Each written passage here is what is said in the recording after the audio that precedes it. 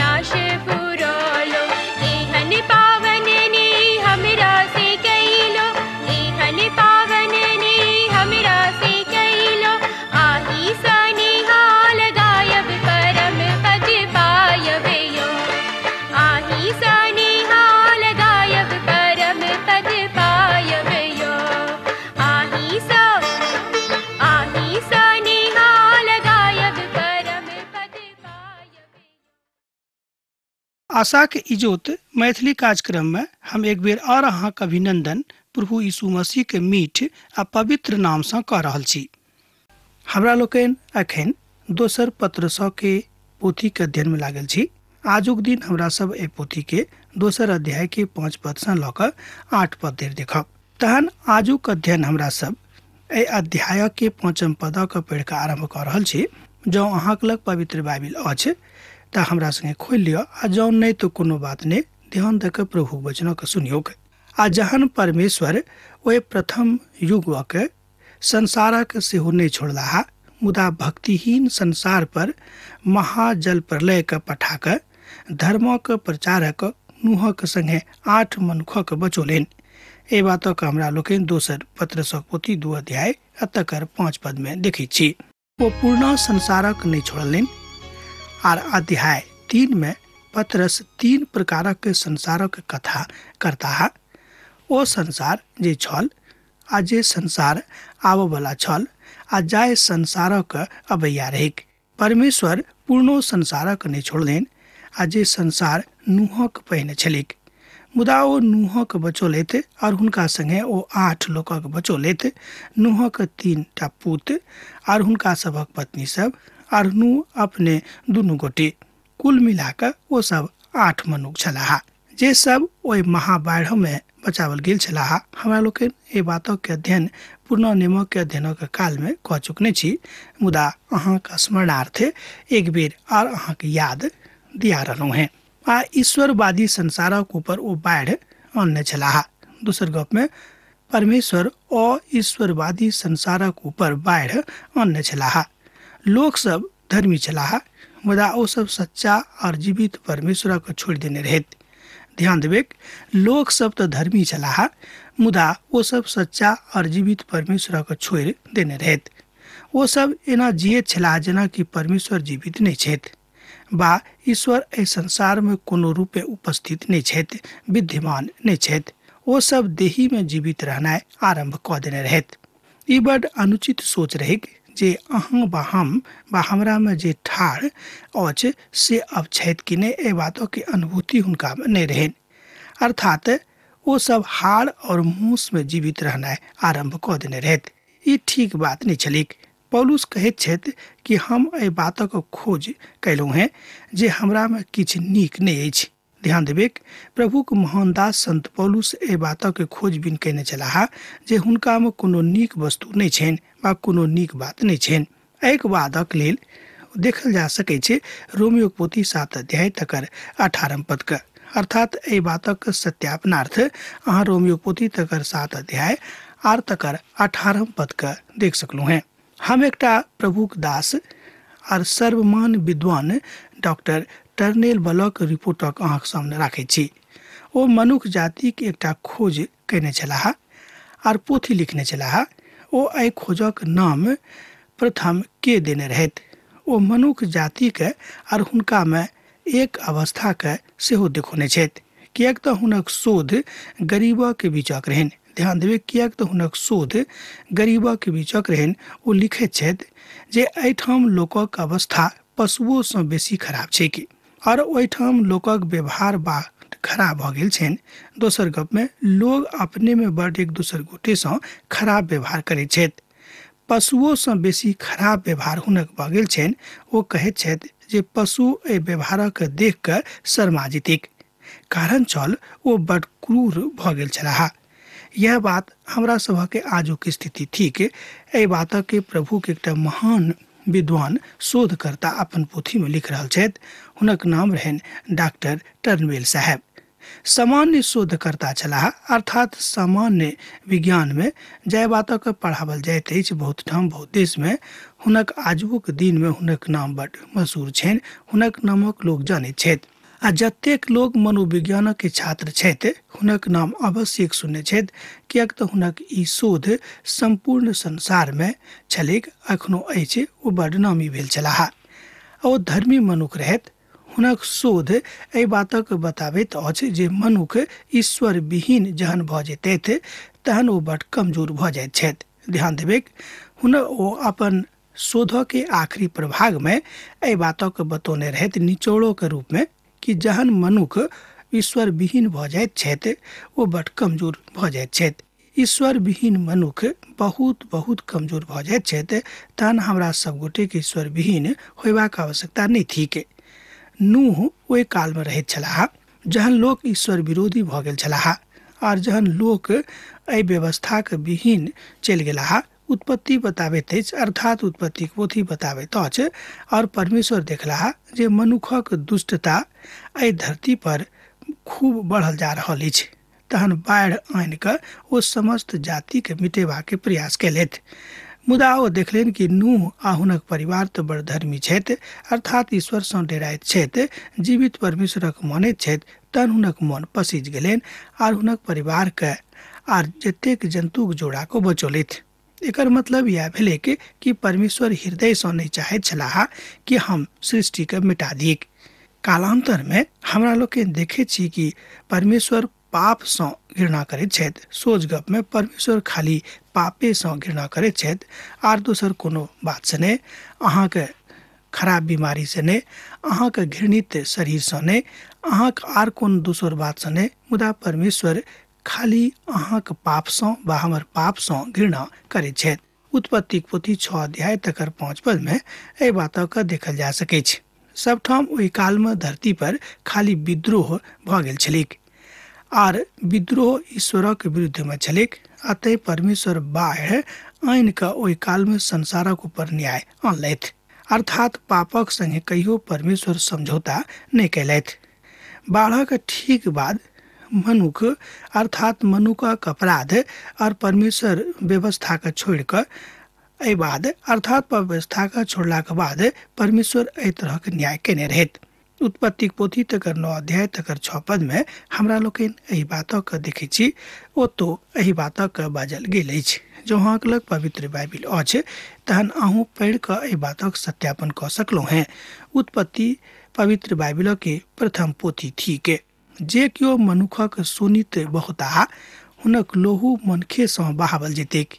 कियाक तऽ हम परमेश्वर छी, ओ मनुखक अपने स्वरूप में बनौने छी।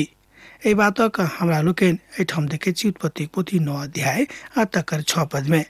एकर मतलब यह भेलै कि परमेश्वर मनुख के बहुत बेसी आदर दिलेन, मुदा मनुख कालांतर में आबि कऽ अपन उद्धारकर्ता के, अपन बनौनिहार के, अपन सृष्टिकर्ता के बिसरा दिलेन।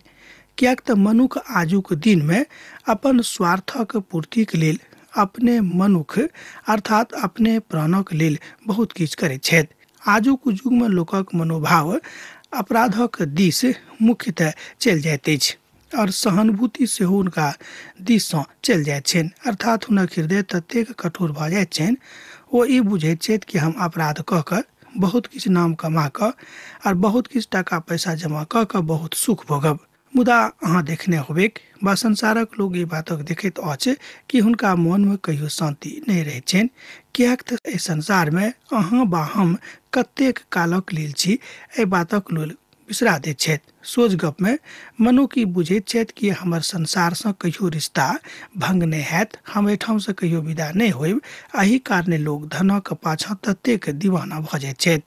मुदा ओ दोसरा के जिंदगी पर आराम सँ लऽ लैत छथि और आजुक युग में हमरा लोकनि संपूर्ण संसार में एहि बातक के घटनाक्रम के देखैत रहैत छी जे मनुखक हृदय के हिला दैत अछि, जे वस्तुतः परमेश्वर सँ प्रेम राखैत छथि। तहन परमेश्वर चाहैत छथि कि अहाँके मन मुलायम रहैक। अहाँ मुलायम मन वाला बहुते बातक देखियौक। कियाक तऽ आजुक युग में जतेक न्यायाधीश अर्थात मनुख न्यायाधीश सब छथि, हुनको सभक मन एम्हर उम्हर भऽ जाइत छनि। अर्थात ओ सब सेहो कहियो कहियो विचलित भऽ जाइत छथि आर ओ सब परमेश्वरक वचनक आ परमेश्वरक न्याय सँ बड़ दूरी पर छथि। आ जे परमेश्वरक व्यवस्था के तोड़ऽ वाला अर्थात ओ कहियो कहियो एम्हर उम्हर होमऽ वाला भऽ जाइत छथि। आजुक युगक लोकक लग में कम नहीं छनि।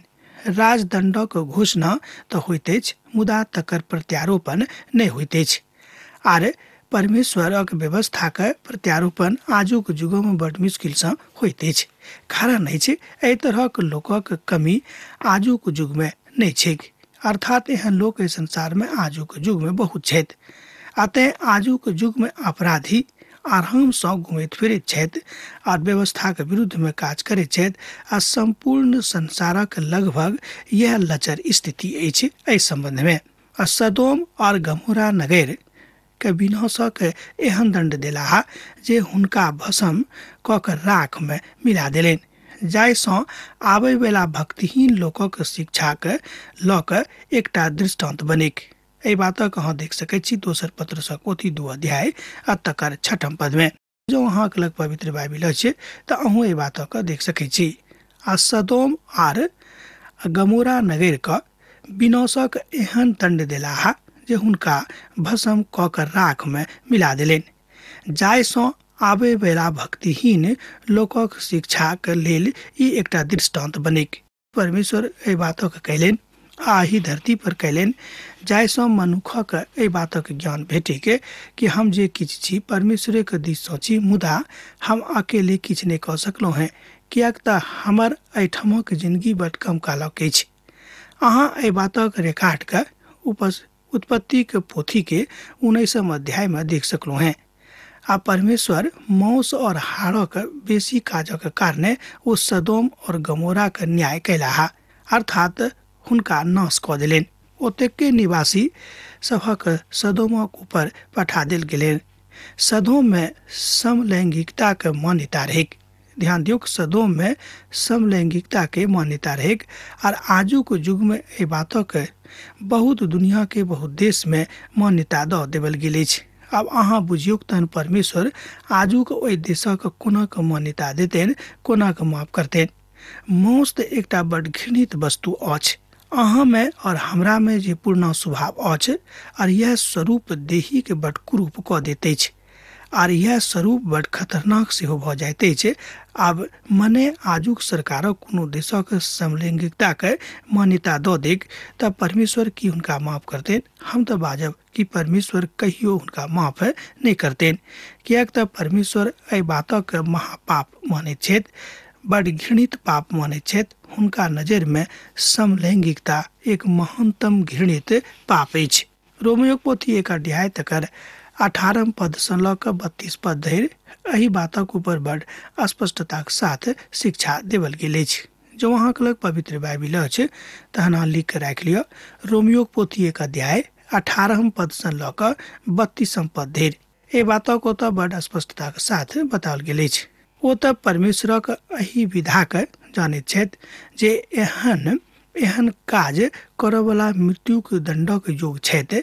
एहिके बादो मात्र अहीं टा ने एहन काज करैत छी, मुदा करयवला सँ प्रसन्न सेहो होइत छी। रोमियो पोथी 1 अध्याय तकर 32 पद में हमरा लोकनि एहि बातक देखै छी। एहि तरहक सामाजिक आर आत्मिक बुराई जे करैत छथि आ लोग जे सब करैत छथि एहि बातक हंसी कऽ दैत छथि। और ई बात आजुक युग में सब ठाम सरल भऽ गेल अछि। एहि बातक लोग बहुत गंभीरता सँ नहि लैत छथि, जाहि बात सँ परमेश्वर बहुत अप्रसन्न छथिन।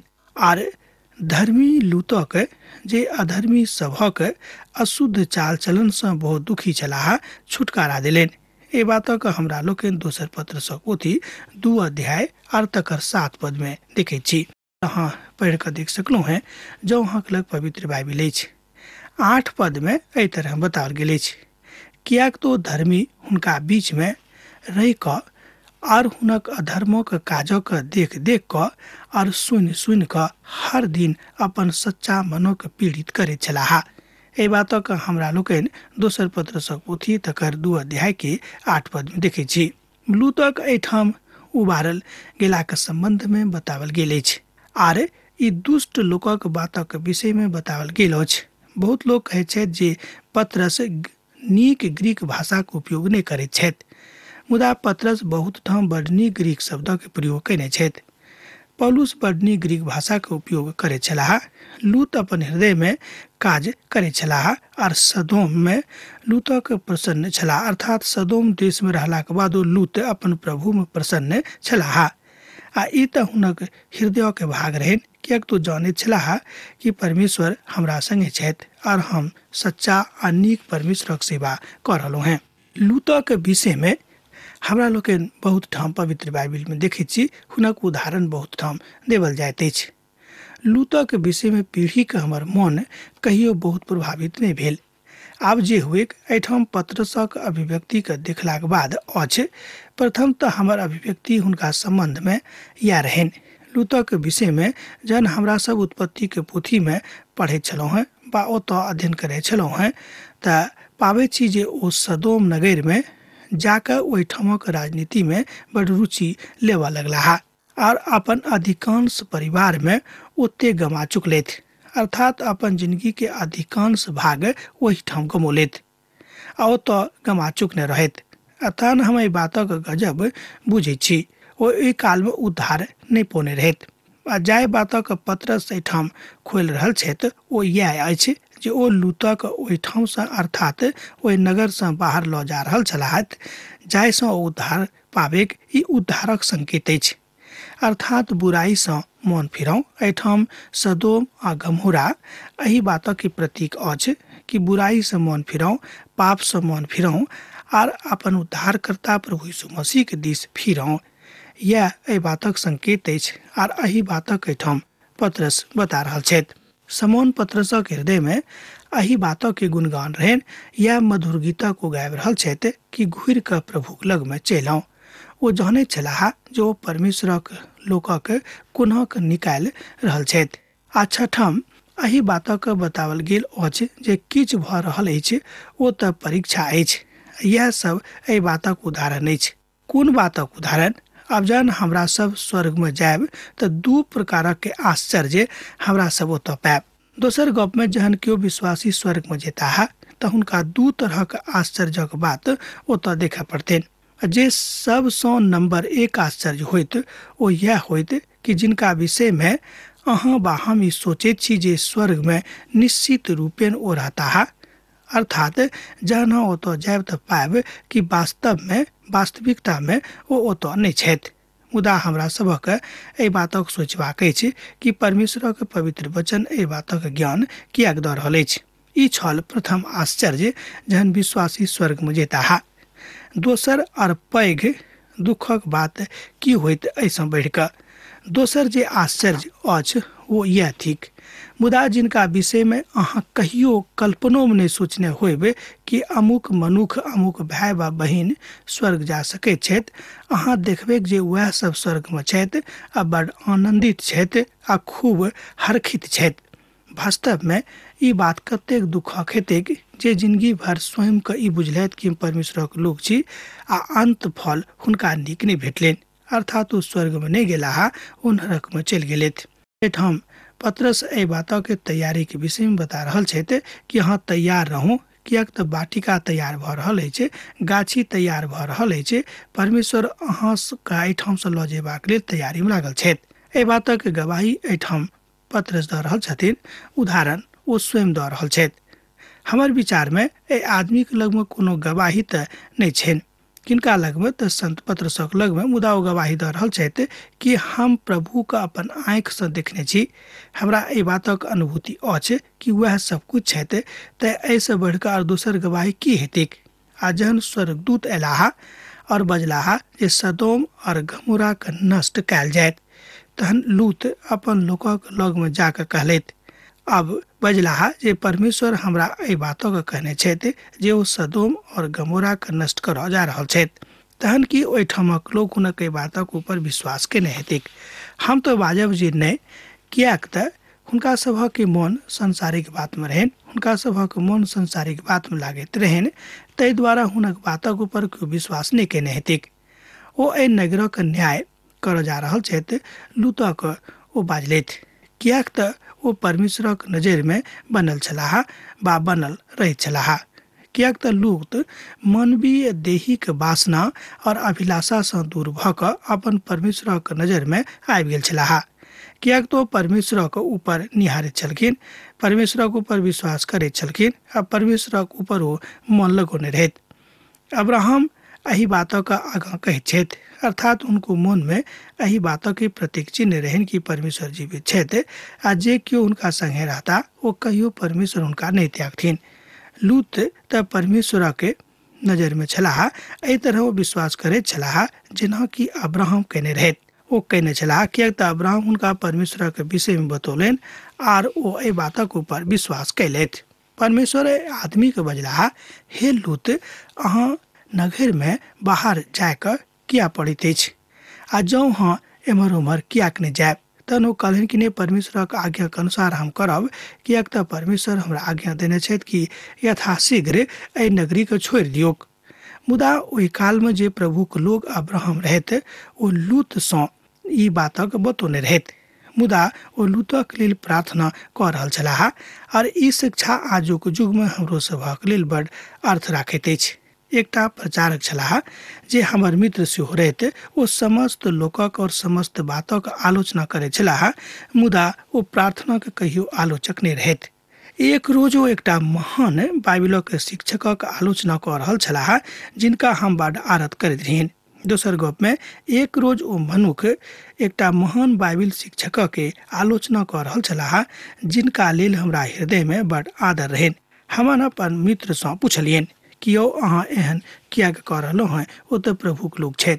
ओ सोझे हुनका आँखि में हम देखलियनि कि अहाँ कहियो हुनका लेल प्रार्थना कयने छियनि। आलोचना के बजलाह आर हमरा कहलथि, जेना हम कहलियनि ओ आलोचना कयलासँ नीक होइत जे हुनका लेल प्रार्थना करियौक। अब्राहम सदोम नगरी के लेल प्रार्थना कयलथि। ओ चाहैत छलाह जे हुनक भातिज अलग कयल जायक। अब्राहम परमेश्वरक बजलाह जे 50 धर्मी लोकक कारणे एहि नगरक क्षमा कऽ दियौक। परमेश्वर कहलनि कि जे हम जरूर हुनका क्षमा कऽ देबनि।